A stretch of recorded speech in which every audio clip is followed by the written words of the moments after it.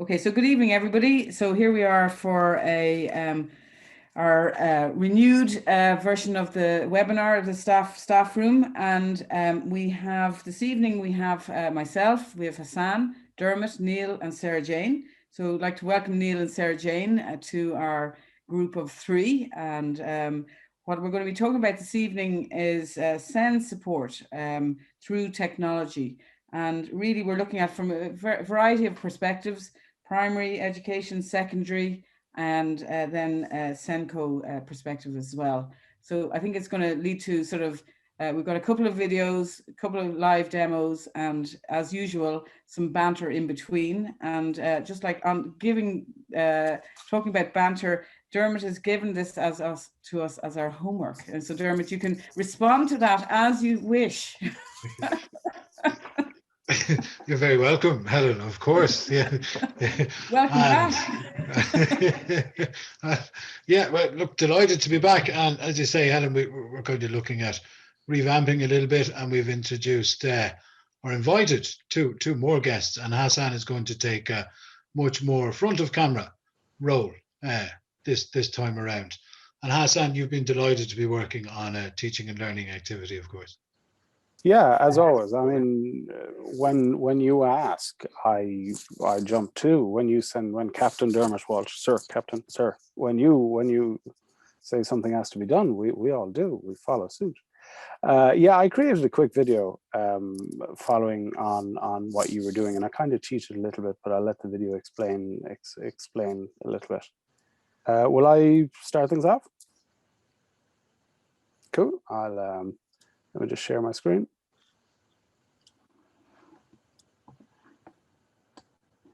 You're very welcome along to a quick video. So, in this part of the CESI staff room, Dermot asked us to create short videos on SEN. He said next week's theme is going to be SEN. Go off, do your homework, create a couple of videos, and then we'll include the videos in the CESI staff room. Now, I cheated a little bit because now I want to take this opportunity to mention the CESI staff room short break, and that is a new part of the CESI staff room in that I'm going to make short videos, instructional videos on how to best light scene, how to create videos, how to upload to YouTube, specifically for teachers. Now, the thinking behind this is that the CESI staff room small break are going to be short form videos, and you should be able to learn something in the length of time it takes you to walk to the staff room and grab a coffee or whatever.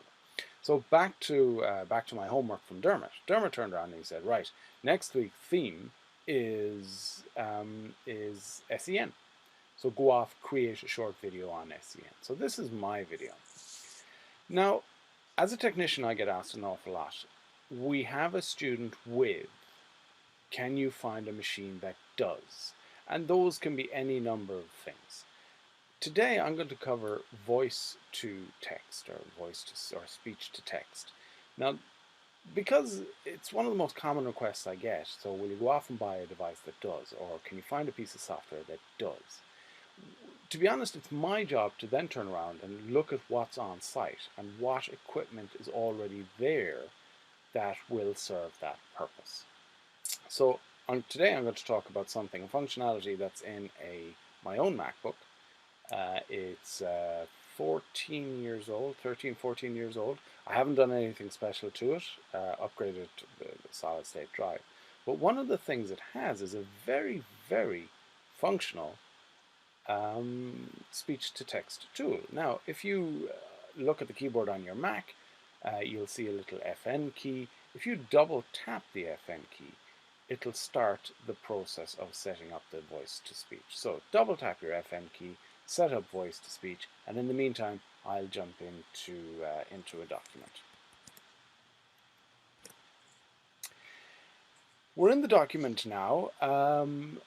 All I'm going to do is I'm going to bring my mouse to the head of the document. I'm going to double tap the function button, double tap. Dermot Walsh asked me to do homework. The homework should include ways that SEN can be helpful in the classroom. full stop, next paragraph. I cheated a little bit because I wanted to include a new feature of the CESI staff room, and it's called the CESI staff room small break. And this is going to be a separate entity to the CESI staff room, and it's going to be a small, or should I say a short, 5 to 10 minute video that will be uploaded to YouTube, and it'll include stuff that you can learn from and moving forward. Now, I accidentally hit the stop button, but as you can see from the text there, it's pretty good. Now, there are some mistakes there, but as a voice to text feature, I think this works pretty good. So try it out if you have a Mac. Double tap the FM button and go set it up. Now, another thing that I found out only this week is Microsoft Word have, again, they're always catching up. Microsoft Word has a feature where you can drop in an audio file into your Word document, and Microsoft Word will transcribe it. I think it's time to ask Helen if she'll help us out with that one in the next staff room. So in the meantime, thank you very much, and I will chat to you soon. Take care. And that is, that's it. Simple, click the FM button, speak, and it's quite good. Like, that's what really surprised me. It's quite good. Very good. And so what's that in Word? If you have an audio file and you just drop it into Word? Yeah, that's the exciting one. Cool, isn't it? So yeah, I buried the headline a little bit in that because I'm a Mac person. But yeah, a friend of mine showed this to me, and she put up a video and she said, "Oh, you're gonna love this." She opened up a Word document and a VLC file that she had recorded. She said, wait for it. She dropped the VLC file into the Word document, and damn me, didn't the Word document transcribe the file. That's amazing. Isn't it? That's amazing. I actually want to go off and try that now. Yeah. I'm so tempted to do that now in the background. Does it have to be a particular type of file, Hassan? That's I assume, and this is, I don't know, but she dropped in an MP3. So she didn't just drop it in. There's a transcribe option, and you upload the file. So drop in is the wrong term, I suppose. So you go transcribe and you go upload file. Sound, point your computer towards the file, and it did it. I was blown away. Now, I don't know how long the file is, whether Word will fall over, if it's, I don't know anything about it.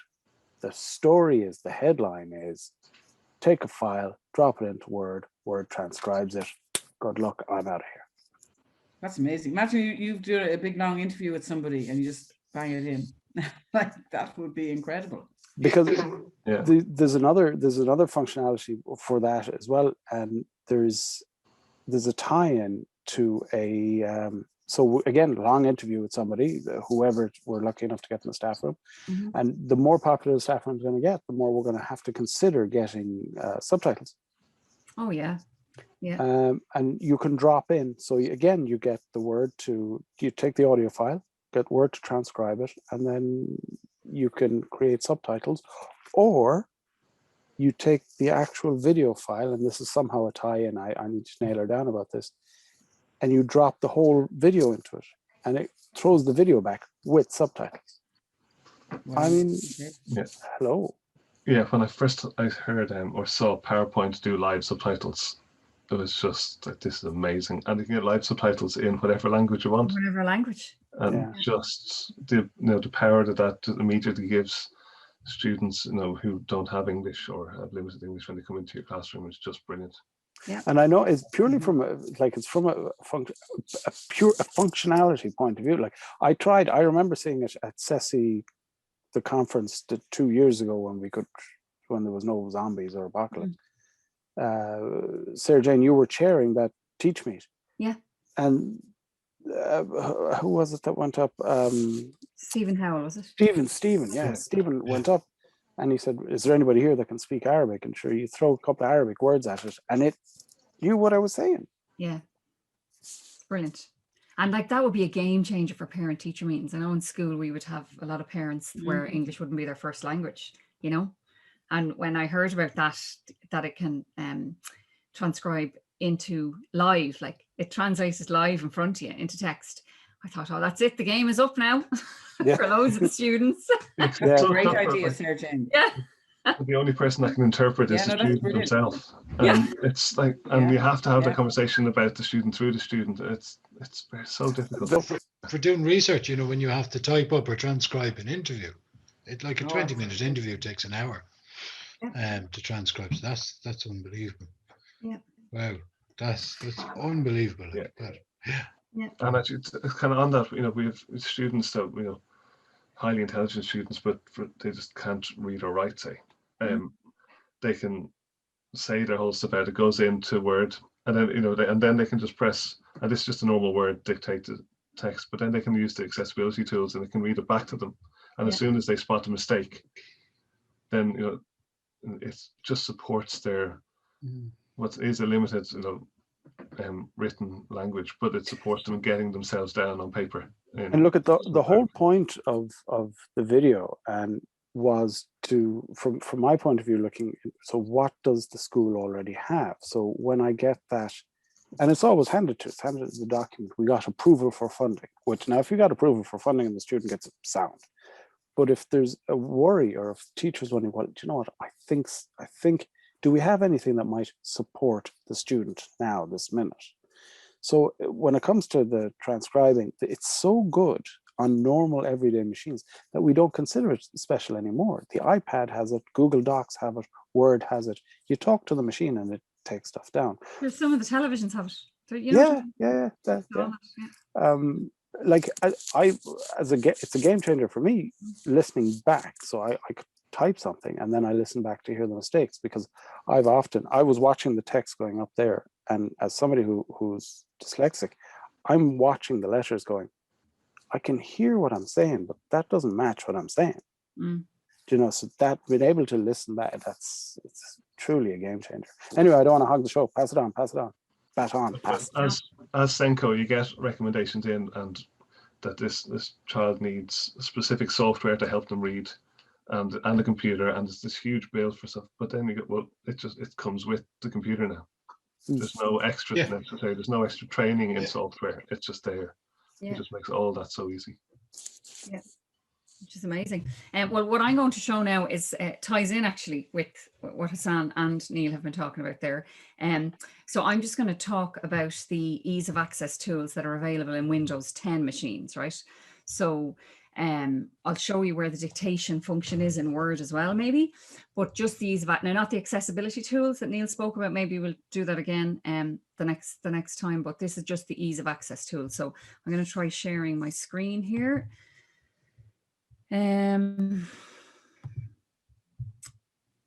Okay, so can everyone see my screen? Yeah. Yeah.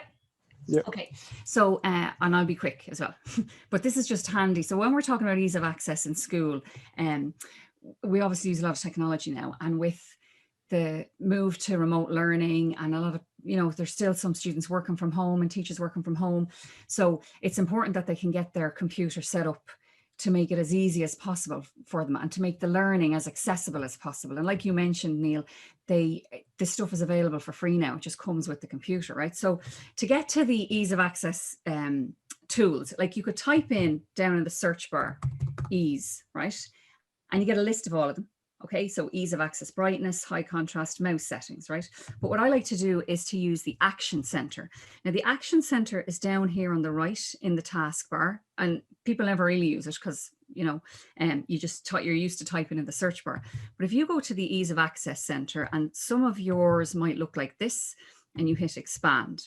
So in here, there's a good few things. You can change your brightness if it's a laptop. I'm not too sure if that's there on the PC themselves, but you probably can't see that. I can change the brightness, which makes it easier for me to see, obviously, right?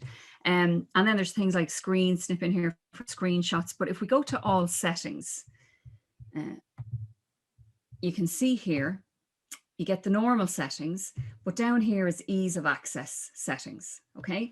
Now, what I'm going to do before I show it is I'm going to right click and go to pin to start. Do I want to pin to start? Yes, and I'll show you that in a minute. Okay, so I go into ease of access settings, and like all of the Microsoft windows, you start on the left and work down. So the first thing is display. So you can make the text bigger, right? So straight away, a student can have their device, or even in school, right? And they can make all of the text bigger. And this is what the text will look like now, okay? And then if I was to apply that, just wait a second, and you'll see it there. You can see there, the words and the icons are bigger, right? So that's the first one. And then we can make everything bigger, right? So mine is set to 125%, but if I put it up to 150, you can see the icons themselves get a bit bigger, okay? And then the next one is to make everything brighter, okay? And then the simplify and personalize window, this can make things, sometimes there's so many things and animations and colors that it's distracting for the students and off-putting. So I'll just show you what it looks like when these are on. You may not be able to see it here, but when I have the transparency in Windows on, when I move my mouse, when I move the window over, you probably can't see it now on the screen, but I can see the icons in the background, right? So I kind of set mine with everything here. Now, this thing really annoys me. You see this? Automatically hide scroll bars in Windows. Why would you want to do that? I don't understand it. It just really annoys me when you're doing something, particularly when you're showing students or demonstrating online, and I'd be there for ages like a fool trying to find the flip, and look at that scroll bar, I can't get it there again. So I turned that off. Okay, so my scroll bar is always there for me. So that's that one, right? The next thing then is the mouse pointer, and you can make the mouse pointer any size.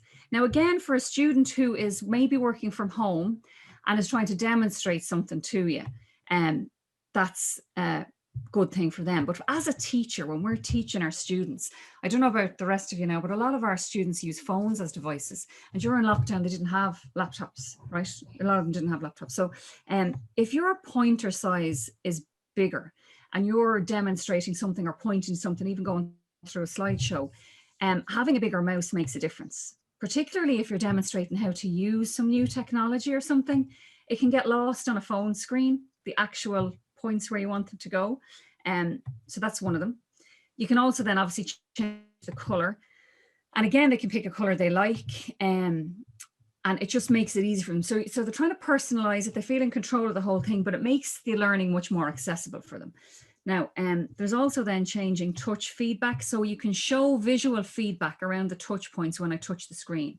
So when I touch the screen, you can see it highlights there. I'm on display, I'm on mouse pointer, I'm on text cursor. So I always leave that. And make visual feedback for touch points larger and darker, right? So you see that particularly on websites, that'll make a difference, okay? Then the text cursor, same thing. If you were in a document, here's some sample text. There's my cursor, that line there between the two purple things, right? And when I'm talking to students, I say, you know, the cursor, the flashing line, they never know what a cursor is. And you can make it bigger there. So you can turn on the text cursor indicator, which would leave those purple lines there if I'm using a Word document, okay? And then you can change the text cursor appearance. So you can change the thickness. Now, again, this can be, if you're trying to select, it looks like you're selecting text, but it's not the cursor. So that's something that you don't want to mess around and personalize yourself. Like if it's too big and the letter is that small size, a cursor of size 7 looks like I'm selecting it. But if you imagine you have made the letters bigger, you would need a bigger cursor, okay? And then the magnifier. Now this is really more for touch devices, I think. You can actually turn your mouse into a magnifying glass and use and hover the mouse over things to make them more visible to you. But what I have found with students is they might start using this, but eventually they just go back to the display settings and they end up just making everything bigger rather than having their mouse hovering over things. But maybe it's different on a touch device. Okay, and then the color filters. These are really interesting. Sorry, I'll just maximize my screen there so you can see it. So you can turn on color filters. Actually, I won't maximize the screen so you can see it in the background. So I've turned on color filters. Now that has filtered out the color. I don't know if you saw a slight change there. Can you see a change there in the flower when I click that? It's kind of richer when I have the color filters on, right? So I can select a color filter to see elements on the screen better, okay? So I've inverted it there. I've gone grayscale here and grayscale inverted, okay? I can select, I'll go back to normal now because we all look like, I don't know what. I'm going to turn off the color filters there. So you can also then be specific about your color filters that you're using. And this is for people, again, they might have different issues with their vision, right? So if I turn on green week and deuteranopy, and Anil, you probably know what all these are, right? I haven't a clue what any of these really mean. But it does change the color hue slightly. So again, you're making it much more accessible, okay? Then you have your high contrast. If I turn on high contrast, and we wait a minute, and we wait longer. Yeah, it just makes everything easier to see. And I do not have some students who use that. So I'm going to turn that off. And there are different themes you can run through. I won't run through them now because I'm conscious that I'm taking up a load of time here. Yeah, and then the last thing is a narrator. Now, you can turn on the narrator, and the narrator narrates everything. So just check, can you hear this? Settings window, use narrator, turn on narrator dialog, OK, button, Alt and O, heads up. Narrator keyboard changes. We've updated the narrator keyboard layout so it more. So can you hear that? Window, narrator heading level 1. Yeah. Welcome to narrator. Yeah. This is narrator home, where you can get help. Exiting narrator. And there are different voices. So that was George. This is Sean. Sean should kick in now in a minute.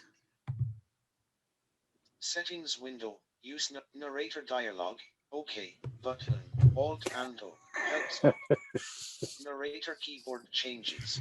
We've set narrator heading level 1. Welcome. Okay, narrator. So that's Sean. And then you can change the voice speed, right? Which again is really good for students, you know, and change the voice pitch and voice volume. So that's everything in the ease of access settings, and you can go through that yourself. But what I just showed you earlier was we pinned that to the taskbar. So if a student has all these settings and they're using a different computer or something. Now, in a lot of schools, they'll have their own user ID and their profile follows them around the school if you had a couple of IT rooms. So if a student logs in as themselves and they set it up in the way they want, then theoretically it should follow them to whatever computer they use. But if it doesn't, by pinning the ease of access to the start menu, when they get into their seat, they have to just click this and there it is, sitting there for them. They don't have to search, they don't have to do anything. And if that's all they, like if you got them to do that straight away, then that's giving them a heads up. They're not faffing around for the start or feeling lost straight away. You can also make these bigger. So you can resize it. You can move them around. So they could have their most used or useful things here. Like if I look for the calculator, say, this is one I always get them to pin. Left click or right click, go pin to start. And I always make them make the calculator big. So again, you right click on it, resize, make it large, right?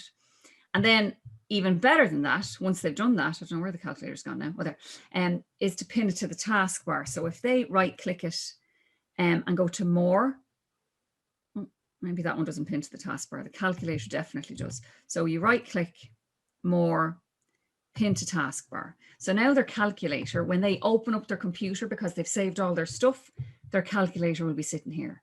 If any of their settings have changed, they go into start, into ease of access, they open up everything and set it to the way they want, or they ask the teacher to set it to the way they want.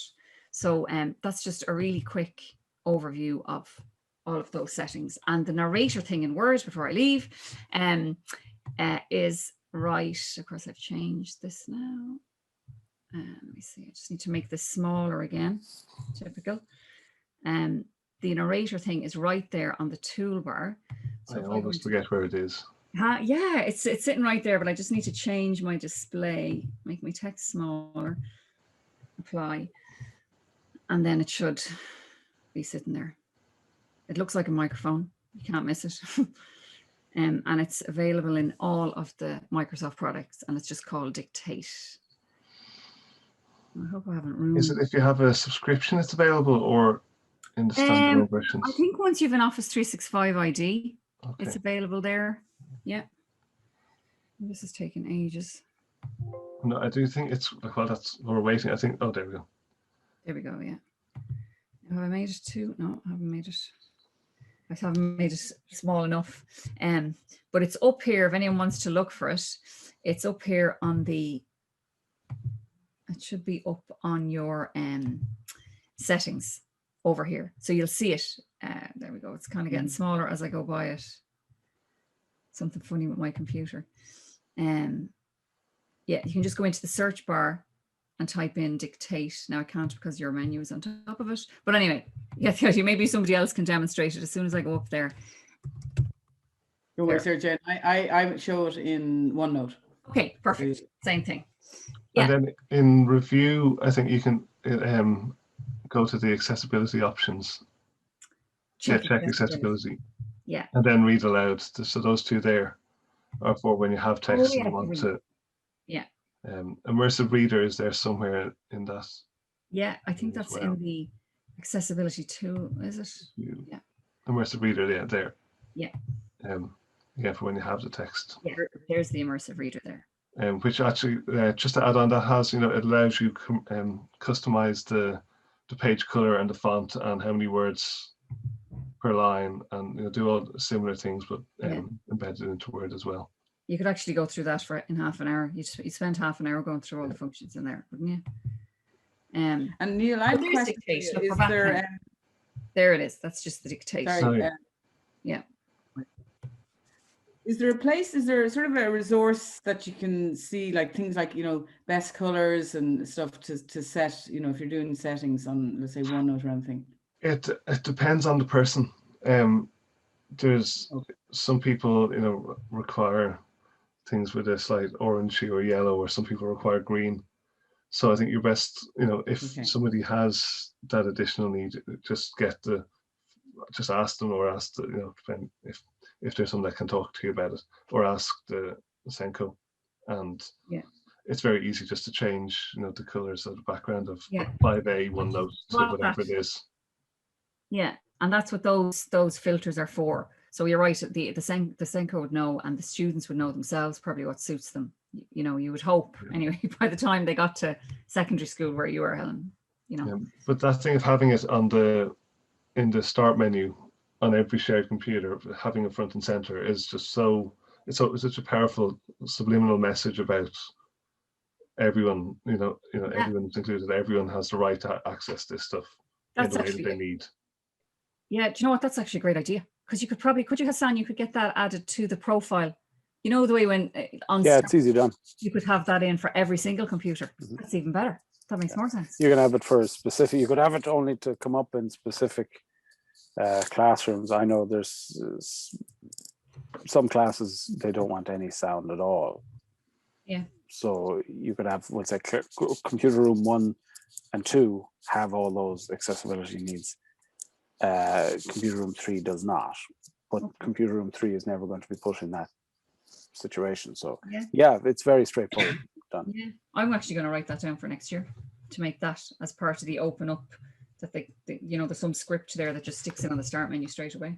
It's a profile. Every student has a profile. So when Sarah-Jayne logs in, Sarah-Jayne is given access to the home folder. Sarah-Jayne is given access to Microsoft Word. The rule tends to be never to be able to save stuff on the desktop, or at least that's a rule when I'm setting stuff up. But everything else, like Windows 10, it gives you access to the taskbar and to the menu, so it should be straightforward enough to do. Brilliant. Similar, I think students should be allowed change the language to their own home language with the, just the payoff is, you have to change it back before you log out. But but see, again, that's a very straightforward, as long as you tell your technician RTZ, return to 0. So the student can do any sort of messing around they want with the desktop, and they put files on the desktop. The student must know when they sign out RTZ applies. So return to 0 when they sign back in. Their stuff will still be saved if they save it in the My Documents folder, but if they leave it on the desktop, it'll be gone. And that's an easy way to reset the computer for the next user. Yeah, brilliant. That's great. Okay, great, Sarah-Jayne. Fantastic, great That's idea. brilliant. Okay. Yeah. So I am moving on to me. I have done just short little videos, about 4 minutes, and I'm looking at differentiating homework. So certainly in our school, it's in our SSE, our school self-evaluation, differentiating homework. And I suppose certainly with remote lockdown and all of that teaching, you'd also apply it to, you know, if you're distributing class notes, you know, as well, that same sort of principle. So without further ado, I will just share my screen here.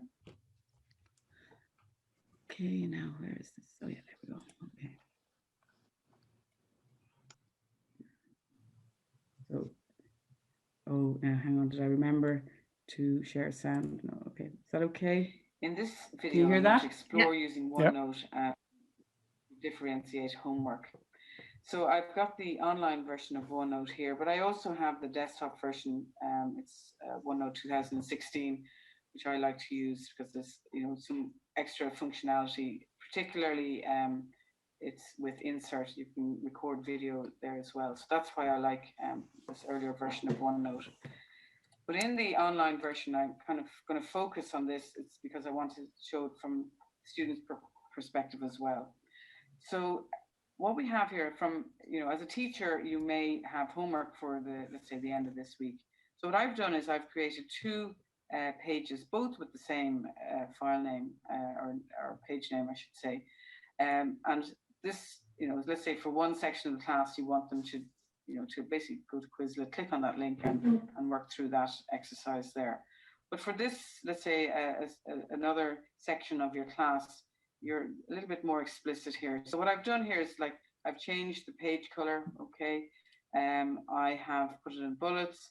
I have created again a little instruction: watch a video about the internet. Okay. So if they click on this link here, it'll go straight to that video there.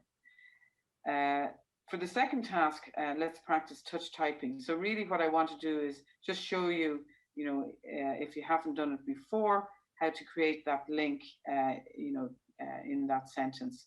So what I've done is that there's your typing club there. Okay. So just copy that web address there. And then you can just, I'm just going to do it. Let's say the second task, highlight that text there, press Control K on your keyboard, Control V to paste in your link, and then click in Insert. So from the student perspective, they just have to click on that. They don't have to, you know, type in any, you know, the web address at all. And this is particularly useful. You know, you can share out these class notes for class use as well. And it really, you know, makes a difference in class. The other thing I was going to say is look at this image below. Okay, so if you right click here, you can type in alt text. I've already typed that in there. You might change that, and you might just want to say keyboard using touch typing. Okay, settings. Okay, let's press OK here. So that might be also useful. You've got this as well, immersive reader. Again, from the student perspective, they can go in here and they have like text preferences, grammar preferences. This will be the text that's going to be read out. They can have the voice settings and they can play it. Okay, so that could be most useful for some students in your class. You can have check accessibility. Okay, and they'll do that check there. And also what you can do is you can dictate. Okay, so if you go to the home, so the student might want to dictate, so they can choose whatever language it is, let's say English UK, press on this link here and make sure you're clicked here. And now we are typing away, and this would be good. Okay, we stop that working there. So really what I'm saying is that there's to explore using the different little options that are in OneNote. What also you can do is, and we're probably well used to it from being, doing remote teaching, you do screencasting of you doing your work and the exercises, and that the students can play it back at their own pace and repeat it as much as they want. So there's a lot to explore and to use within OneNote, or whatever application that you use. You can adapt that as you know how. Okay, so that's basically it. So there's just some ideas there. I think it's sort of building up on what we've seen already from Sarah-Jayne and Hassan. Pretty good. Okay, so is it over to you, Neil? I love the fact that, in OneNote class notebook, you have all the kids with their own pages, and you just drop the specific homework in, and it can be extremely differentiated, and no one's any the wiser. Yeah. No one needs to be. Yeah. And I know I did a couple of versions of that video, and actually in an earlier version of that video I had it that, so the way when you distribute your class note, if you are within the class notebook, and you can only do it in the class notebook, you can either distribute it to the whole class, or like individuals, as you say, Neil, you can always specify whoever you want to, or maybe at a group level. So there's different levels of granularity that you can use, or else you can just like physically be copying and pasting pages across yourself. So it's really cool. Can I just ask a quick question there from a primary school teacher's perspective? When the kids are doing the work that you're prescribing them, what devices are they using? In our school, we use lots of different devices. So some might have say for homework, different types of tablets. Yeah. Sorry, go on. Yeah. So lots of different devices. Yeah, lots of different devices. So we could have Android, we've Apple, we've got some are on phones. They might have downloaded the app. So it's whatever, Dermot. It's open. And when they're doing their homework, for example, what's the environment they're doing it in? Like, is it a student at a desk with a laptop or a PC, or is it a phone or tablet, or it's kind of multiple? Yeah. Okay. And how much then? I suppose the question then comes, how much of their homework then is online, or how much of their work that they're doing outside of school is computerized or using computers? We had, I'm sure every school had issues with access, and because in secondary they have to handwrite their exams. So what's great about that is you get them to do their homework on a page, and then they upload it with their phone. So they have the app on the phone, they're doing the homework by hand, they're uploading it into OneNote there, just like that, and you have a picture of it, and you can annotate it. Isn't that right, Helen? I think, and you can leave voice feedback. Yeah. All of that. So you would actually have a mixture of technologies as well. Some of them are using pen and paper. It's just with us now. Some of them are using pen and paper. Some of them are actually typing it in. Like there's some in my school have said, can we not just do it on pen and paper? And I said, well, can I just have one on? And this is we sitting in a computer room, and I've given them a task to do in class, and it might involve like writing a paragraph or something. And some say, can we not do it on paper? And I say, yeah, I can. Of course you can, but I want the odd one, up online. So for us, it's a mixture. And in terms of giving feedback, then I found this really powerful tool. It's if you press record as you're talking through, say you're going to correct someone's stuff that's on OneNote, and you're writing on the screen with the pen. The pen strokes you make on the screen are time-stamped and linked in with the audio file that's saved in OneNote from your recording. So if you are going down and you put a big circle around a misspelling, they click on that pen stroke, it starts playing your audio feedback at that instant. Yeah. Say that again. That's really cool. Yeah. So you're writing, because I have a pen. I'm always writing my answers. Okay. So let's say, someone had a question about how do I do the x squared plus 3x plus 2? So I go into their tab, I press record on the voice insert audio, and then I do out the solution. I talk as if they're there beside me in the class, because this was like in April, and you're having to keep a relationship going with them. So you're just having a chat with them, and then you do this, and then so as you're doing that sort of stuff. Is, let's say you cancel things and you put lots of scribbles on the page.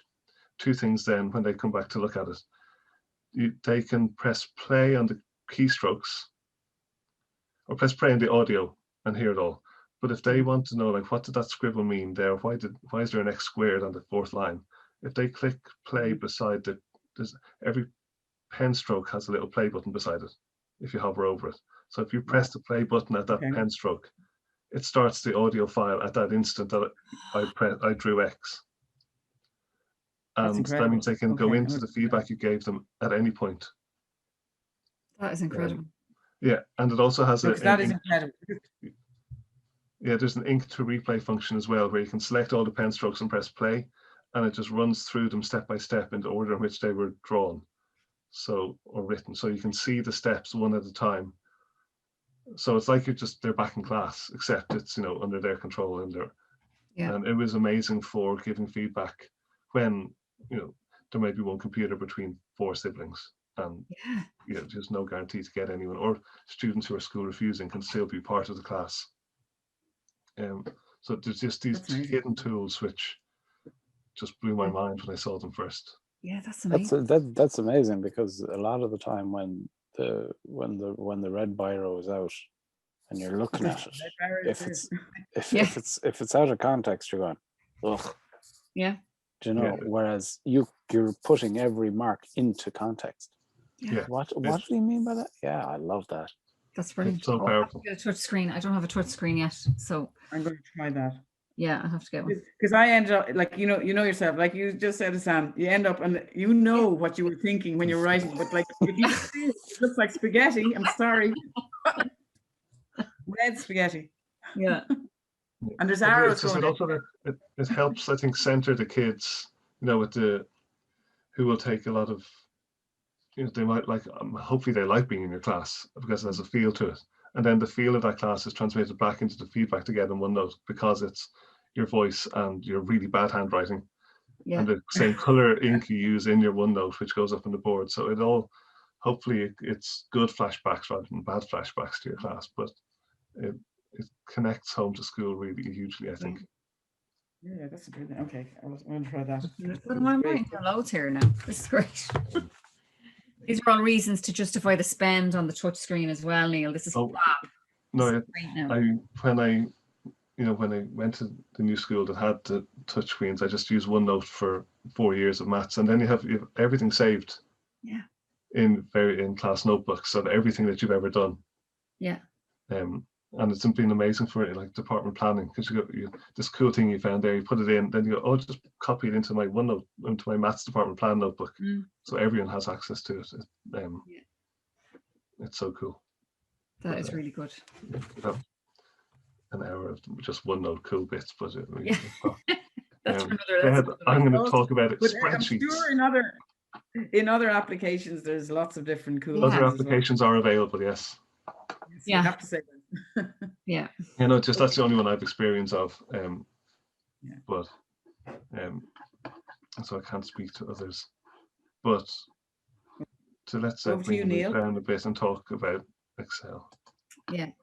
Where are we? It all speaks to the same thing. It's all about making the learning more accessible for all the students, and they can personalize it to their needs, and anything we can do to help that, we should all be doing, really. Yeah, and the little things, like, especially when we have PowerPoint on, it should put the live subtitles on. Yeah. When you're talking over everything. Yeah. And it includes the people who need to read, the people who can't hear, and it also, when your class is discussing it, what their classmates say goes up as well. Yeah. Which is obviously, the first few times there'll be people who want to see the specific words on the screen, but it gets old very quickly. But just let them and laugh with them, and then it's done. Yeah. I like that. Let them and laugh with them, and then it's done. Cool.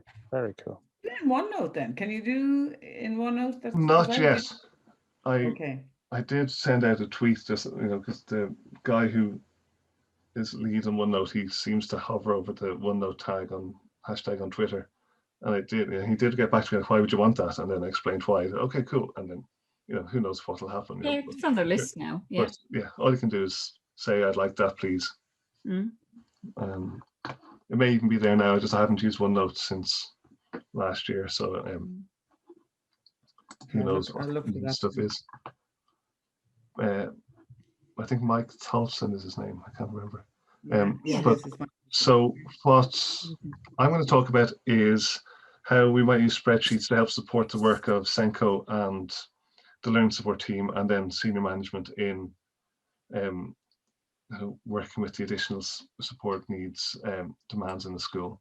I'm just going to share this spreadsheet, and before anyone gets really worried, I auto-generated a list of names from some website earlier, so they're not real students. I don't see Miriam Blacknight there. You don't want to watch out for Miriam Blacknight, honestly. I really wish I'd thought of doing that, Dermot. Thank you. Next time. So this is, I suppose, as our school grew and as the new model for allocating special ed resources came in, it became kind of more on the SENCO and senior management in the school to decide how to utilize the resources. So and first of all, I really like spreadsheets, which I presume is kind of coming. Yeah, never knew that, Neil. Never knew will that be clear by the end of today, anyway. Because they kind of let you kind of fill out the Rumsfeld tautology of known knowns and known unknowns and unknown unknowns. But there's also these things. Slavoj Zizek said it is unknown knowns. There's things we know, but we don't know we know. And there's things that happen in the school. Like there's huge numbers of students in various year groups with various needs. And until we kind of look at them in a whole school basis, we don't really know what we know. And we don't have the information but we have all the facts, I guess. Or not, we don't have the knowledge, but we have the information, whatever way you want to. And this helps, I think, it can be hugely powerful. So what I did was I just thought about what do we need to know to be able to help the students and to help staff help the students. So I put some basic student information, their class, their year, just there's some hidden columns there.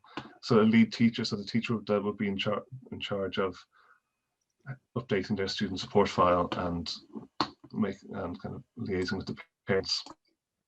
Have then a quick informal summary of the additional support needs and how it presents in class. This is an important one, just to do they fulfill the complex needs requirement as per the new guidelines. Some space for teachers to kind of fill in relevant information, where they are in the continuum of support. Do they have a special class recommendation? Do they have a laptop that we have to keep track of? Do they have access to an SNA? And then we get into kind of more, unfortunate, just diagnostic criteria, just to get a kind of, to help us get an understanding of the needs profile of the school. Whenever you present this to staff, it is, not without saying, because it has to be said, just that there are obviously more than their diagnosis, and they are an awful lot of things, and they are amazing children, all of them. But it's good to have these things down, just so we know, say, how many students diagnosed with dyscalculia you might have in a year group, so that, if we know we've got 3, then maybe they can all have support together, and that can maximize our utilization of our resources. Or maybe we know there's 2 in second year and 1 in first year, and would they, once we see it here, would it be suitable to put them together in a vertical group? Or for social skills issues, so social skills groups with our autistic students whose needs may be presenting at different stages as they travel through. Then I suppose you'd see the learning needs as they are now as per the student support file, which updated every year, and then learning needs of each student will change. Supports are recommended as per the file.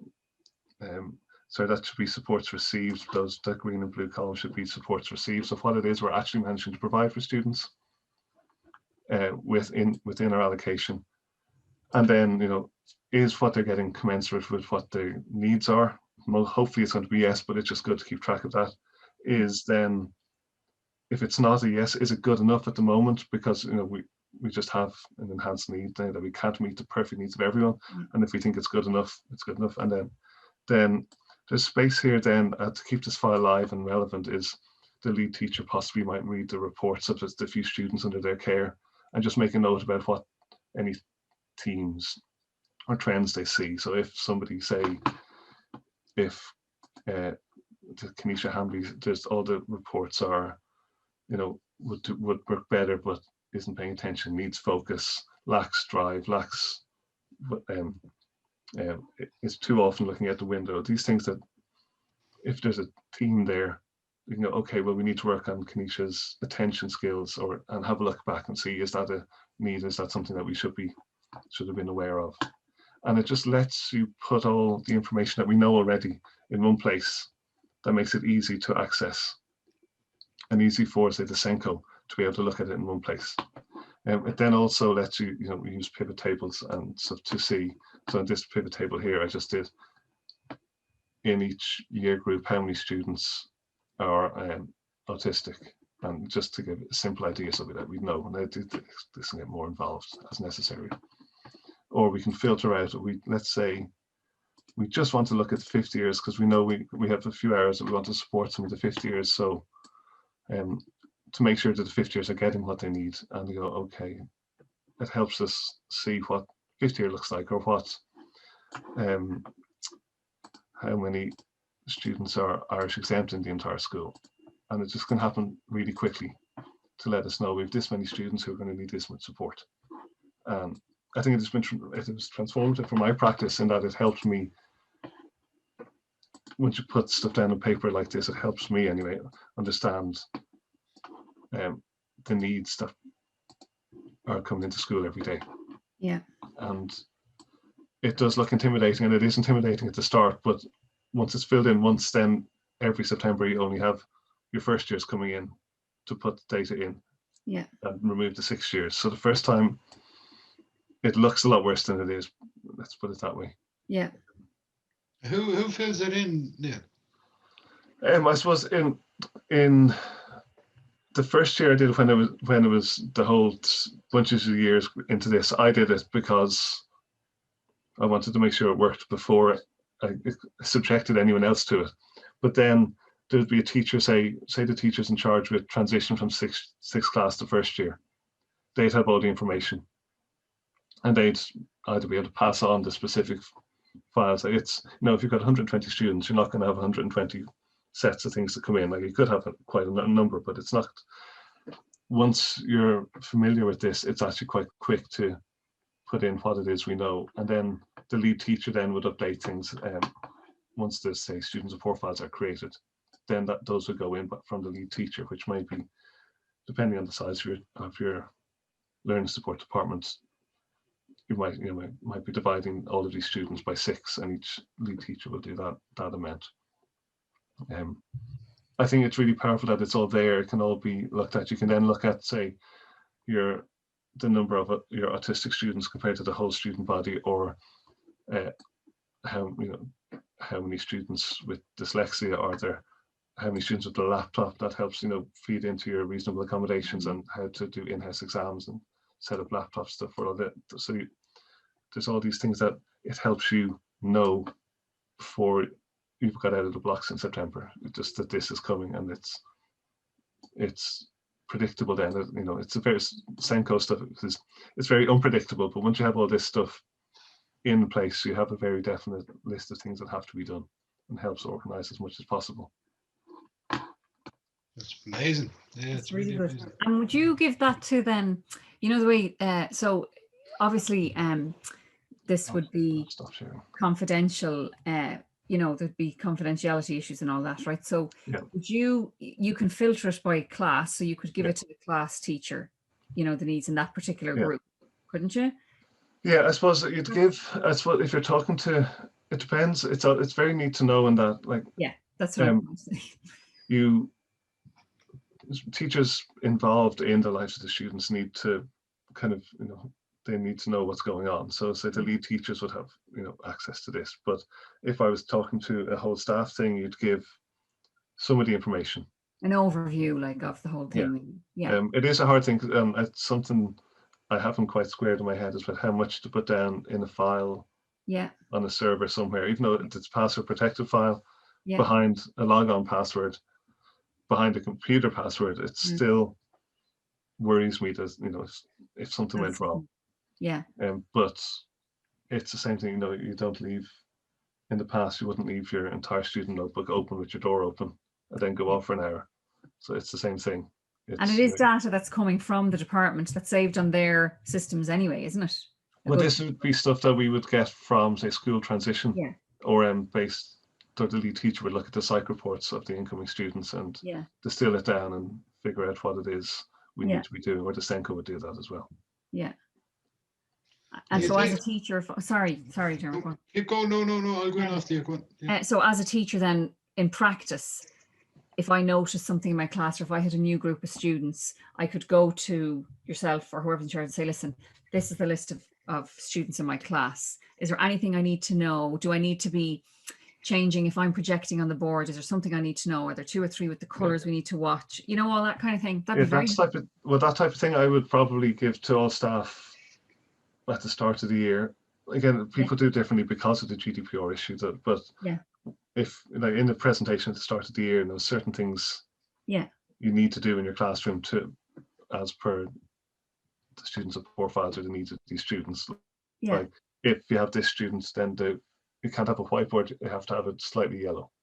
Yeah, and then why wouldn't you have it slightly yellow for everyone? Because it makes no difference to people. So you could actually change your setup every year then. That's really powerful, that you have it tailored to your specific student cohort, you know, depending on the data that you have each year, the new students coming in, like. Yeah, and it also, it lets, like, senior management plan in terms of, okay, so there's these students coming in here, well, okay, it's likely, or it's possible that our LCA in 4 years' time might be bigger than it has been the previous years, based on the profiles that are coming in, and you know, it's all, you know, just provides us all students grow at different times and change at different times and are capable of different things at different times. But it just helps you get an understanding of what it is next year will be like, and the year after, and the year after, just so you can plan.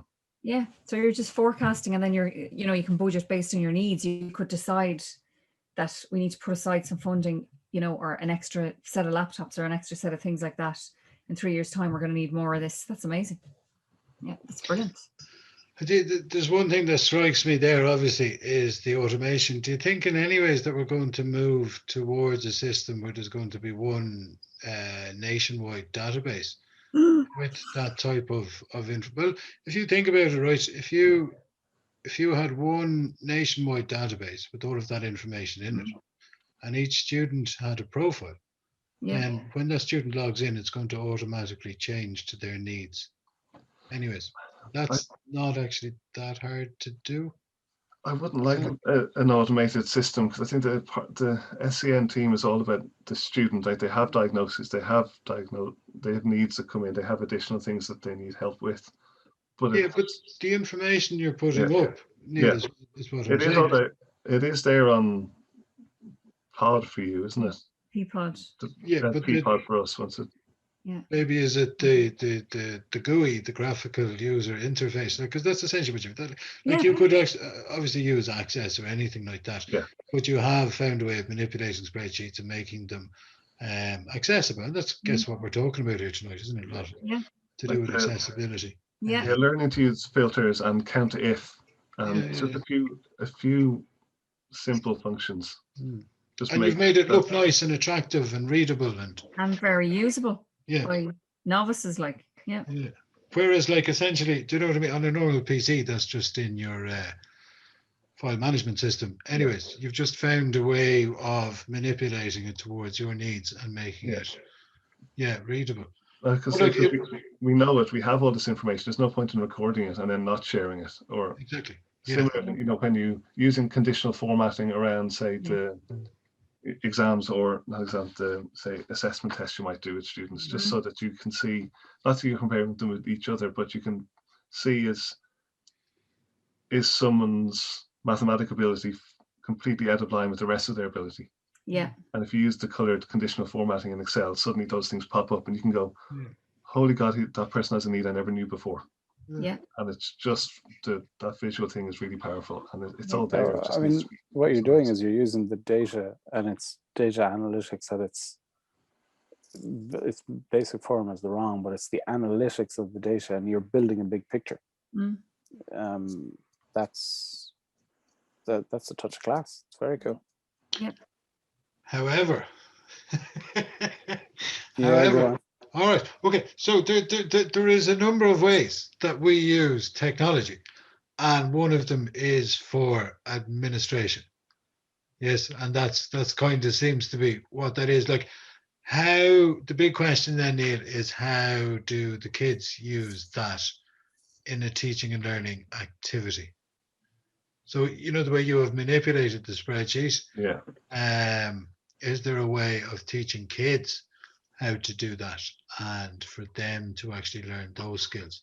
Because if you could, and again, obviously it would take work and all that, but it's achievable. If you get a child and they develop that capacity, I mean, I suppose wow.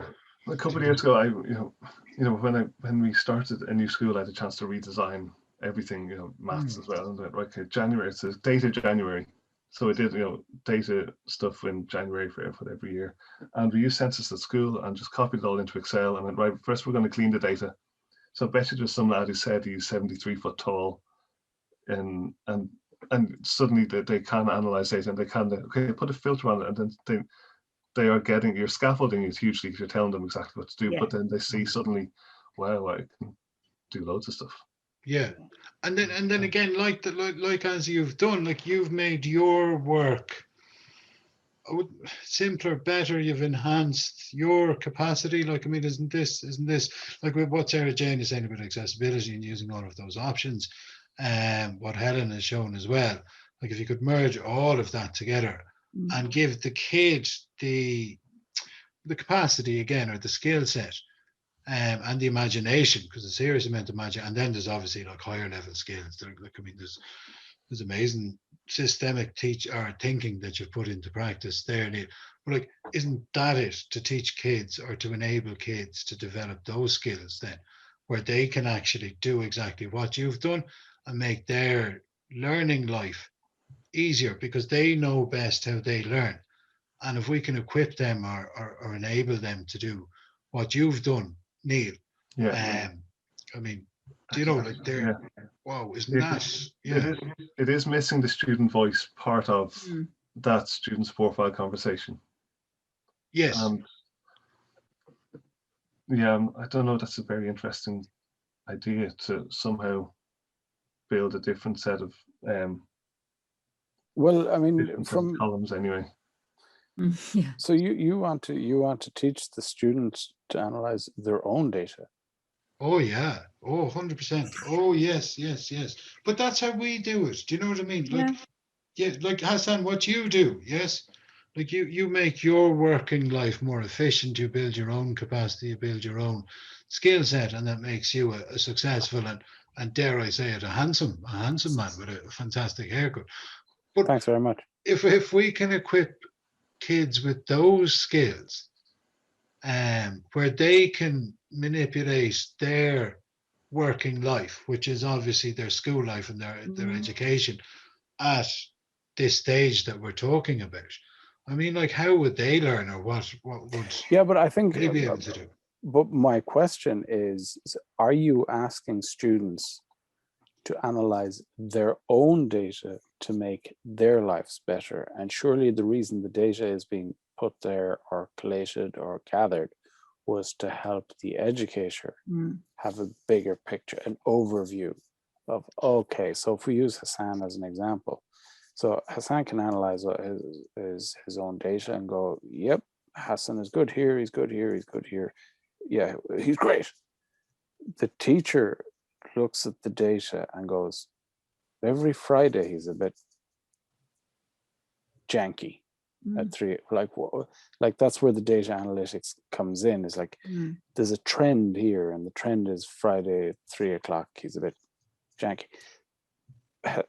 Hassan, I'm as a student looking at my data, that doesn't even jump out at me. However, as an educator and as a teacher and as somebody who's trained to spot these things, that's why the data is collated in the first place. What would be handy for students is to be able to understand data and how it affects them moving forward, as opposed to the data that Neil presented there. I take your point.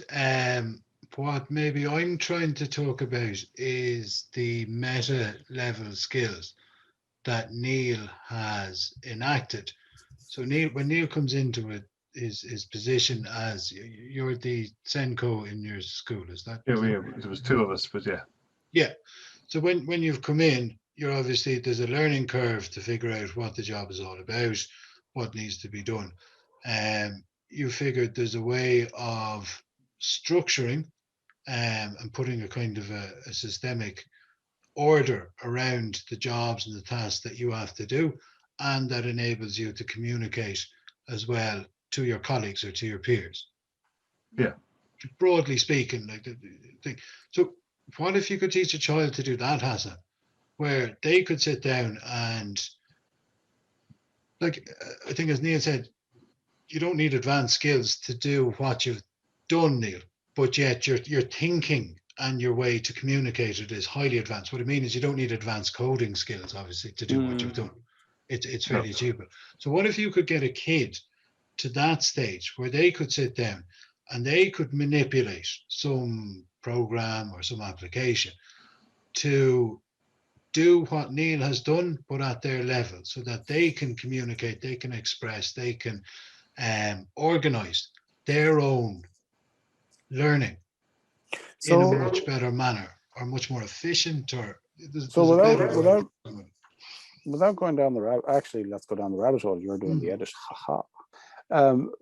So are you saying like an algorithm? So Hassan looks at this paperwork and based on what it's showing me, I, the student, go, okay, I need to be better at here, or I need to do this better, or is that just too simple? Okay, that's no. It's the same premise, but just at a different level. I mean, that's what we do. So, for example, Hassan, when you were doing your job, yes, you look at the data, even though you might not actually have it recorded. If you're going home and you're wrecked tired and you're saying, look, I've spent 10 hours doing this job, is there a way to automate it? Is there a way to make it more efficient? And you go and find a methodology or a strategy to do that. That becomes part of your own toolkit. Maybe use an application, or maybe you build like a spreadsheet like Neil has done. Now, what if you could get a student to be able to use that skill set to organize their day-to-day education, or their day-to-day learning, or their day-to-day? I think they have an awful lot to be worried about and concerned about, and in their way, and as their job of growing up, and now they're presented, now I need to figure out all of this as well. I don't know. I see where you're coming from. Yeah, no, so but I think if you know the way, Neil, in your thing, I think the way you could do it maybe like that is have a collaborative thing, right? So you mightn't show them, you might hide some of those columns, right? So they know the issues that they have, right? But you had different interventions that you were putting in place, and then you had some of them were excellent, some of them were nearly there, some of them weren't what you want, but they were okay, right? Isn't that right? You had that at the end of it. Yeah. So you could sit down with a student, nearly like a performance review situation, right? On both of you. Like, so they're not reviewing, but you know what I mean? Like, so you sit down as the school and you say, okay, this is what we've put in place now for your, say, your literacy or something, right? And we know that last year when you came in, this was how you were getting on. This year, are you more comfortable with it? And we'll have a look at this and maybe say, okay, well, that's not working. There are other things you could put in place. You might be able to do it collaboratively like that, and kind of blue sky thinking. I don't know. Can I jump in just one last time? I'll try to emphasize this point. Okay. You're just laughing at me now, aren't you? No, I'm not. I'm actually not. This is You brilliant. are. You are. I can see you. We can all see you. Your It's camera's on. because we all have our teacher hats on, and I know. we're all looking at No, it. There, but what I'm thinking is the Yeah. student says to me, "This is not working, miss. Yeah, This is crap. fair enough. I hate this. There Okay, has to be something else." so what I'm talking about is, if you just take Neil's example, right? Neil has used an application and he has organized his working world, and he has managed to simplify a lot of the tasks. You have a better way of recording information, of information coming in and out. What if you could get children to learn those skills? Okay. I'm so not you mean talking those about specific skills as opposed to interpretation. You mean the physical, I want to be able to sort my life out with Excel. that type. Yeah, that's a primary example. Yes, primary example would be to use that. So if you could get a kid, like, what would a kid do if they had Neil's skills and the vision? Like, what artifact would they put together? Thinking You'd of wonder, how would scaffolding, they if you were to do that, you'd get them to say, let's say they managed to do this. They recorded every homework they did, how they felt doing it, and did they do it well? Yeah. Any time they got in trouble. And I'm just trying to think, it's just a comparable Actually, do you know what? collection of data. Neil, that's exactly it. That's the missing bit that our fearless leader was talking about there. It's the student input. So the addition to that spreadsheet is the student to be able to say, and it's back to your right in the thing. So how did I feel doing that? And it could be completely, at the time, it's annoyed because, annoyed, whatever. But it's to be able to show the student to go back, to look back, reflect, see, okay, that's the skill. So to be able to look back and see, well, okay, every Thursday at this time, doing this piece of homework, it doesn't have to be maths, it could be geography, English, whatever. But at this time, I'm annoyed. Well, I wonder why that is. Maybe it's because I was hungry, because it was just before lunch. Maybe I should eat lunch a bit earlier. Is that when you were okay? When Neil, when you, or anyone here, when you were 16, right? If you can remember, when you were 16, if you had the skill set that you have now, what columns would you have put on a spreadsheet? That's such a good question. That's like the title of a book or a TED talk. That is a TED talk right there. Yeah, yes it is. I'm just looking, I live with teenagers and obviously teach teenagers, right? And I think what some teenagers I know would put in, because this is what they're thinking of now. They all have their little journals and their thing, right? Get up, exercise, food, hours studying, hours doing this, meeting friends, like categorizing their lives. I think that's what they might do. But if they could, again, this the collecting the data is the hard part. Because I know, like, as a kid, I had so many diaries that stopped on January the 2nd. So, I got to the end of January. But if they collected all, they might see that, the days where the weeks I didn't get to exercise, my homework on Friday was awful and I hated school then. And then, it's giving them this skill to then look back and say, okay, that's weird. Okay, maybe I have to change something in order to make things better for myself. Okay, yeah. But something's just after dawning on me there, Neil, when I just looked up and I saw the picture of you all lined up here. Do you feel that this conversation, Dermot, is sandboxed into us? So you have an IT guy and teachers. Yeah, 100%. Yeah. And we understand, the IT guy understands, because of it's my job. So at the end of the week, I go productive, not productive. Why was I not productive? I spent 6 hours doing that. I spent a half an hour doing that, and I made more money doing the half-hour job than the 6-hour job, because the 6-hour job was a printer and it wasn't my job in the first place. So that's the way the analytics works. Your teachers, you can recognize patterns, but do you think this is for everybody? That's what I'm saying, is that, how can I put it? Look, if I was 15 or 16, and I had the skills maybe that say Neil is after demonstrating there, right? I mean, one of those columns would probably be hyperlinks to good tunes or something like that, would it? Yeah. List of girls you fancied, Yeah. or boys you fancied, or stuff like that. And then how would you, like, what information would you be pulling in at that age? Like, what's important at that age into your your memory, your hard drive, your life. That's what, like, if someone's mentioned a diary there as well, like it could be used in that functionality, but with that skill set. And I think, isn't that what we're really trying to achieve, is to get kids to that level where they can just innovate, where they're not doing what we're enforcing on them, which in a lot of ways I think we are as teachers, Yeah. you know. You're right. Or what we think they'd love. Yeah. I'm just going back. I'm just trying to think when I was 16, you know what I mean? I knew every song within the first bar of it, you know, being played on the radio, you know? And I knew, I listened, I'm showing my age here now. Casey Kasem was the American top 40. And there was, Larry Gogan was the top 30. But you knew that, you follow that. And there was MTV. So I'm an 80s kid, all right? Yeah. But you knew all of those, you knew who was going up and down. So there was analytics going on there, you know, the whole time. So there was a whole focus there. Did I apply that to school?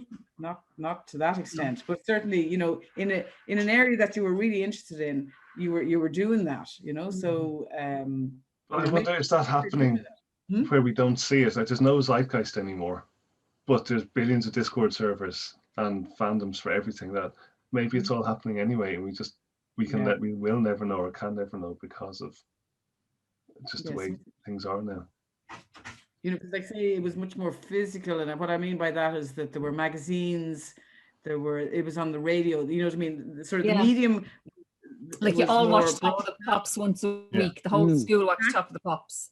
Exactly. It was much, whereas now it's totally you know, broken down. And as you say, like, you know, they're on all these servers, or they're watching, like I have a teenager as well. She's watching all these YouTube. And I said to her, okay, you have to list me all the YouTube people you list, you know, watch in a minute. And I should know one, not one. Yeah. All the TikTokers, all the scandal about the TikTokers. I'm like, who are these people? You know, and that's the whole world there. So it is a generation. So they're doing that. So they're organizing that in their own head, you know. Yeah, they're curating their own stuff, really, you know, on their little device in their hand. They have their favorites in every app. They have their favorites. They have their shortcuts to it. They have their Spotify playlists for different occasions, different styles, different needs. You know, I had my 12-year-old said to me tonight, you know, she was doing her homework. And I said, will you turn off that, like the age I actually am. I keep thinking I'm like such an owl one. And then I realized I actually am an owl one. You know, I was there, turn off that noise. You know, no, but it's my homework playlist, my 12-year-old, right? I said, well, turn on something without words, because when I think back now, turn on something without words, because it's proven that it's better if there's no words, and you'll be able to concentrate more. Oh my God. And then eventually I had to give in. I told her, okay, we'll just turn it down a bit. But like, they're curating everything from such a young age. Yes. Yeah. And if they had something like Excel like that, and they had those skills. It's the skills, isn't it? Yes. What could they do? Like, what couldn't they do, actually? What couldn't they do if they had those skills? Yeah, 100%. But I think they're capable of learning, but it's where to place that in their school year is to throw out what we do, not all of it, but certainly rethink the whole thing, like, isn't it? Like, but in fairness, like, if you were to give a 15 or a 16-year-old the skills there that you've demonstrated, Neil, I mean, they're certainly more capable than they are after sitting at even cert examination, aren't they? Like, I mean, with all due respect to us all, and we do it at primary level as well. I mean, jeepers, you could not fast track kids, because that wouldn't be the concept. But like, are we slowing kids down then? Would be another question. Like, are we? That's another TED Talk. This is it. Of course, we're slowing kids down, but because everything has to be slowed down to the one level. So although we may be slowing kids down, there's kids that wouldn't be as advanced. So we're allowing them catch up. Yeah. So we're. There's also kids that would be very, very speedy in some ways, need the time to catch up with the rest of themselves. So just because we're slowing them down in one way doesn't mean that it's necessarily a bad thing, I think. Yeah. But this is back to the whole, we need to reinvent the classroom. The whole learning process is it's not wrong. Of course it's not wrong. It's thousands of years old, but we need to reinvent it for the kids that are the 12-year-olds with their playlists. you Yeah. know? Yeah. So, okay, well, we'll move on to what I've done. So I've actually done a learning activity this week, and I have used Articulate 360, and it puts together a number of things we've mentioned tonight. So it's got text to speech. It's got some fancy colors to help kids. I was kind of more coming from the kids with dyslexia, that kind of a background. And it gives them full control over the learning activity. And then in the context of enabling kids to either fast forward or slow down, it is a learning activity that they can do over and over again themselves if they are so minded. Or if you were in a younger class and you felt a bit more capable, you could bounce ahead and do an activity at an older age. And then what I love is in the classroom using Articulate, which is an e-learning tool, I suppose would be the correct word. You can have 10 or 12 different kids doing 10 or 12 different activities at one time, and all of the data, so their scores and their results, they're all coming back to, I use Moodle with them as well. So it's really cool, really like it, because you're teaching 12 or 13 different kids different things at the same time. That's it. And we'll press play. So in this can you hear that? What we're looking at is a technology-enhanced SET learning activity. And what I've done is, for the goal for this activity, it is to create an accessible learning activity for primary school students, so all primary school students, obviously, and then to design a standalone lesson for teaching and learning the decimal point and addition of money up to €1. So I decided to use Articulate 360 as an e-learning tool. Its strengths obviously are that it offers a multimodal approach.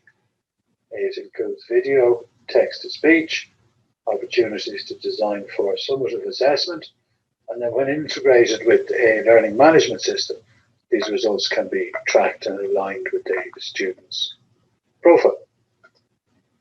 The challenges that it presented are, obviously, there's a cost factor, there's a significant cost factor with using the tool, and the time it took. So creating this particular activity took over 2 hours. However, it does offer some very valuable strengths. The activity itself then, I decided on a direct instruction approach. I aimed for a one-to-one teaching and learning activity with the student, but I wanted the learning artifact to be revisited or repeated multiple times. And then I aimed to give the student control over the artifact itself so that they felt like they were directing the learning activity themselves. So this is the intro slide, and the intro slide, we've gone for a kind of a pale yellow background.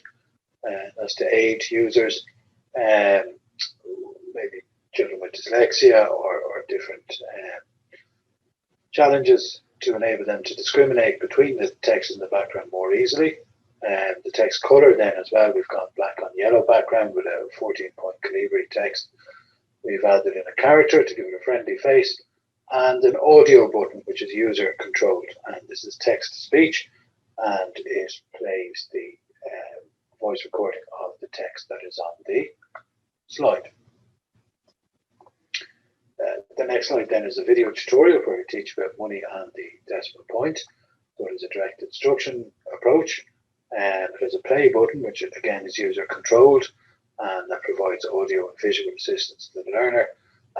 There's a replay option, obviously, so the option to play the video multiple times, as well as there being a video controls, so the user can fast forward or return to different parts of the short video as well. the question slides then. So we've gone for consistency, obviously, so consistent background, colors and text. The friendly character there, so that when the user clicks the audio button, that it in some ways looks like the character themselves is speaking. So the voice that is used for the text and speech is American female. And the player itself then, so this is the player, so you have the slides, and then you have the player around it. And one of the advantages of the player is obviously that you can provide instant feedback to the learner. And then they also have the opportunity to flick forward and backwards through the whole activity, as you can see in this slide. And then obviously the results are recorded. The user gets instant calculation of their scores, and then these scores are added to their profile as well. The learning management system, and the learning management system used for this was Moodle. Yeah, so that's what I'm kind of messing around with at the moment, and it's obviously it's not groundbreaking, if you know what I mean, but it's very valuable. So I think, Neil, you alluded to earlier that once you get to a stage where you've all your notes done in your OneNote, for example, you can just go back to them, you can revert back to them, or you can share them on with other people. What I like about using these at the moment, it's essentially something similar, that over a period of time, you build up this large repository of learning activities. So develop spelling activities, vocabulary activities, and loads of maths activity, little maths videos, then maybe some discussion points, just mini lesson packets. And then when you use it with Moodle, it's really handy because, if you do a spelling test, for example, I think you all remember doing your spelling test once upon a time. You only had one chance back in the day. That was it. If you got 14 out of 20 or whatever, that was it. Now you can have 5 people doing 5 or 6 different spelling tests at one time in your classroom. And once you're using Moodle, you can set it to calculate their average score, which for anybody who is now calculating Leaving Cert grades, that's a really handy tool to have, I guess, isn't it? Because you've got evidence straight away, which is all building up of their averages across your year. So when you go to give them grades in any test, you can go, well, there is the evidence and all that goes with it. So yeah, that's it. It's expensive. Have any of you used any e-learning tools or anything, or those type of? Sarah-Jayne, you're not. It doesn't say you're on mute, but you're muted. Sorry, I think I had a free trial of Articulate years ago, Yeah. and I found it was quite a steep learning curve at the time. Yeah. And it was just, as I said, it was just a free trial. So but that was a good while ago now. So I don't know. Like, is it expensive? Yeah. Is it per teacher? Is it per user or per? So yeah, you can get a student discount, which is great, or an education discount, which is great. Might have been about 500 quid. Okay. For a year is the only problem. They used to do a perpetual license, but it's an annual one now. For one it's user? worth it. Is that for one user? That's for one user, yeah, on an academic license. It's worth it. I would say so, because why would I say so? It's worth it because we're there in class, we'd say just before Christmas. I had one kid who was finding long division hard, another child who was finding long multiplication hard, somebody else with a vocabulary issue, and somebody else with maybe a spelling issue. And they were all concentrating on their own needs while I was walking around maybe teaching 1 or 2 other kids in the classroom. And then they can obviously revisit that at home. They can do anything.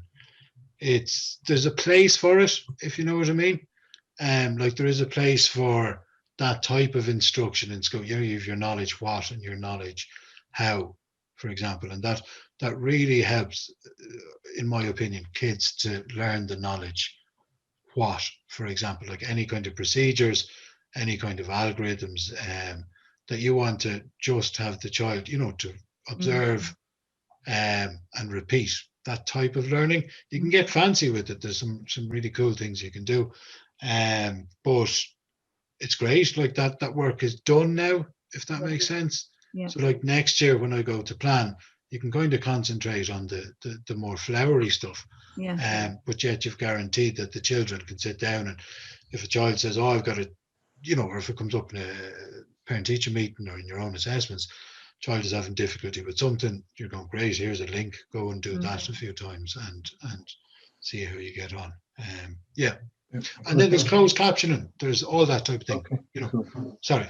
Oh no, it's just, as you said, I took 2 hours for that lesson, which I think puts me off the, okay, if I'm going to make resources for applied maths class, it's going to take that, and it just doesn't happen because the thought of how do you choose which one lesson to give over that. But if a maths department is all making one lesson and it's a 2-hour lesson, but if that is then going to be used by 5 teachers 5 times, 5 teachers every year for the next 5 years, it's 2 hours well spent. So it's that type that technology allows us to share those things. And it's a huge amount of added value out of one task. Yeah, like it buys you time in the future, if that makes sense.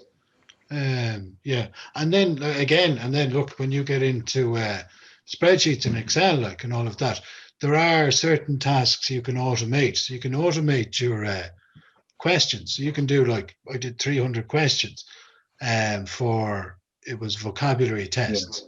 And that didn't take too long. Once you got the words and the definitions, the rest of it just populates into it, and you can just upload directly from an Excel.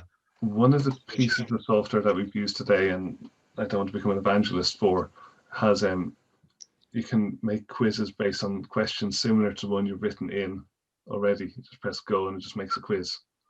I think people start thinking I'm taking money off Microsoft if I keep talking about them, but like you put in like x plus 3 equals 5, then make a quiz. It'll make a quiz of 10, 15 questions similar to that automatically. Yes, I saw that, Neil. That's kind of cool. Just having that ability to automate stuff is just. And the results then, where do you get the results? Because that's like, I mean, that's it goes into a Microsoft form. Okay. Which then goes to a spreadsheet, which you can then automate the collection of those results. Okay. I think, Neil, the key there is to be curious the whole time. So every so often, spend an hour or so, just go through all the menu options of whatever, software suite of applications you're using, and just see, because there's stuff, that pops up every so often, and something will, you'll see something, Yeah. But I wonder, is there more hidden automation elsewhere that, Oh, there has to be. There's stuff there. I only learned something today. A student showed me in Chrome for customizing your homepage in Google Chrome. Okay.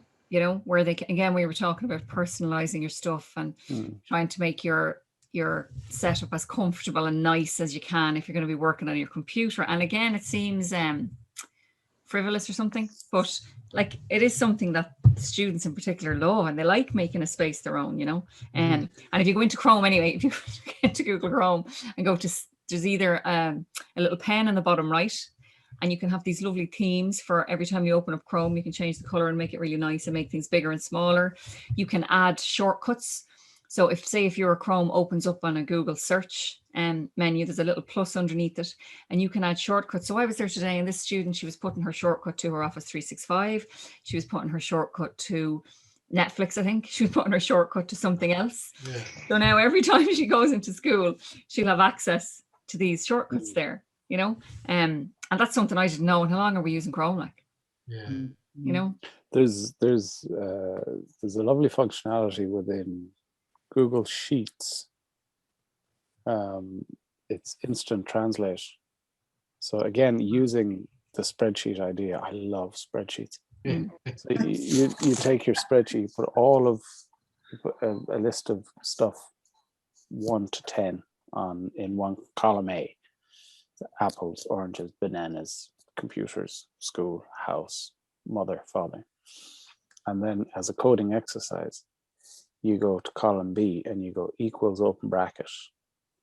And you can actually put in and I can't remember off the top of my head now, equals open bracket, translate, select column A, into the code for French. This is FR, close bracket, and it will automatically translate because Google Sheets is online all the time.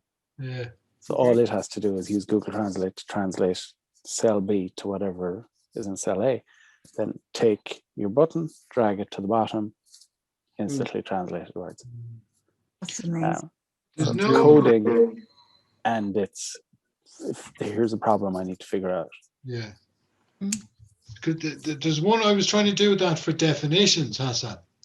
It's really awkward to get definitions of words. It would be a really nifty function to have, where you would just have a list of words, and like that you could do equals definition A1 and bring it in. Yeah, I've done it now. So I'll just share a screen there. So you should be able to see. That's not the right one. Wrong one to stop share. Sorry, you're gonna have to undo that. Sorry, you'll have to edit that bit out. That's all right. Could have been worse. Yeah, that was the wrong. But do you think spreadsheets look like your brain? Like, do you think we do that? Like we have it all in cells and we have columns. Oh, it's like reading someone's code when they haven't tidied it up for publishing. It's just the inner workings of your head. But you know what's interesting, and I'm sure the guys that came up with that concept of spreadsheets, one of them he taught in color, you know. So I'm sure that this is the person. I can't remember. I know it was VisiCalc, but I think one of them, that's the way he taught. Synesthesia, is that what that's called? Yeah, I think that's it. So that's really interesting as well. Yeah, See there that you go. there? Google Translate to sell apples from English to French. Oh my God, I love that. I'm taking a picture of that. That's fantastic. This is the best 2 hours I've spent in a long time. Put it back there so I can take a picture. And so there is there IE? Is there Gaeilge? There should be one for definition. Is there an equals Google definition? But see, that's the thing. So you have to think of where your definitions are coming from. So if there's a Google repository of definitions, so if you go define apple, and if there's not a Google search for what is an apple, but a Google definition of what is an apple, then that can be done. CN. See? There must be though, Dermot, because there is, or Hassan, because there's thesaurus, like in the Microsoft stuff, there's a thesaurus function, right? So if there was a thesaurus function in Google, the word processing thing. See, there is. See, that's the thing. Yeah, so there must be a way to do a definition now. Because the Google, like, as long as it gives you a definition. So there's a difference between giving you a definition and giving you a search. So if it gives you a definition of thesaurus, PL is Polish. Then, and it's based on, this is our definition of thesaurus. Yeah. Then if there's a bank of that information somewhere, then that's going to be no problem at all. However, if it gives you a search, so if you turn around to she who can't be named, who's behind me, and you say, she who can't be named, define banana skins or define whatever. If she doesn't have a definition on board, she goes, this is what I found on the internet. And that's effectively what the code that Neil put in, that's what he did. He asked Google to translate the word. Google already has Google Translate as part of its thing. And it just went, yeah, we can plug that in here. So the definitions one, I'd love to get my teeth into that, because there has to be a database of definitions somewhere.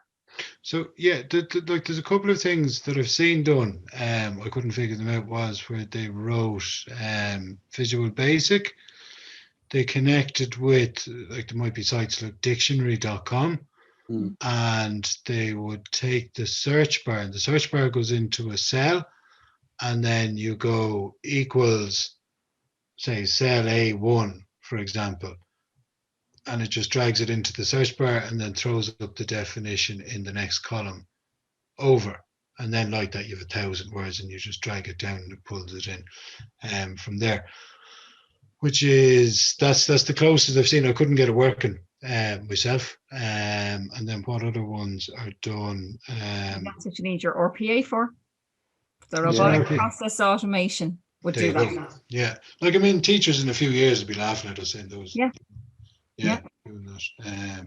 But it's cool then, like when you get, I got, say there's about 3,000 definitions of words, which is brilliant. And then you pull out, say, the kids' spelling tests, and you use, is it VLOOKUP or HLOOKUP? So you have on one sheet, you have this list of 3,000 words with 3,000 definitions, and they're child friendly, because one of the issues as well is with definitions, you can get 5 or 6 different definitions, and most of them aren't even They're hard to read and your mind understand. Yeah. Exactly. But say on your next sheet then, so on sheet 2, then you pull in the students' spellings. Do a VLOOKUP or HLOOKUP. It's VLOOKUP, your vertical. V is when you've columns. Yeah. And it just then pulls in the definitions, and you've got their 20 spellings for the week. You've got their 20 definitions with it. And then you drag that straight into the e-learning thing I was showing you earlier, into the articulate. And you've got that. And then you just do it again and again. Like the amount of time that it saves and the quality you can get to the end is just, that's brilliant. Like automation is fantastic. It's frightening, but And the thing is, automation has been around forever and ever and ever. It's like good coders automate. Really good coders automate the automation. But Java, not Java, Java. Where the hell did that come from? Python is your friend there. Like, it's up to you then to tidy up the output. But to start learning Python is right what you're talking about, Dermot. Finding it's just that the output isn't as clean. We've become, dare I say, we've become a bit lazy in that we expect Google to present it for us, or we present whatever, our spreadsheet to present it for us. But these tools have been around for a long time, and they're quite straightforward to use. It's just finding an application, and you've just nailed it there with definitions. I think that'll be a great project to get stuck into. Yeah, exactly. Yeah. Great project for a student to get stuck into. Okay, so I have to say this has been a fascinating evening of so many different insights into SEN and technology, and coming from a teacher's perspective, coming from a student perspective, coming from a SENCO perspective. So I can just say, for myself, I have learned so much, and I hope everyone that watches this will learn lots of different things from whatever perspective you've had. So join us for the next time. Thank you.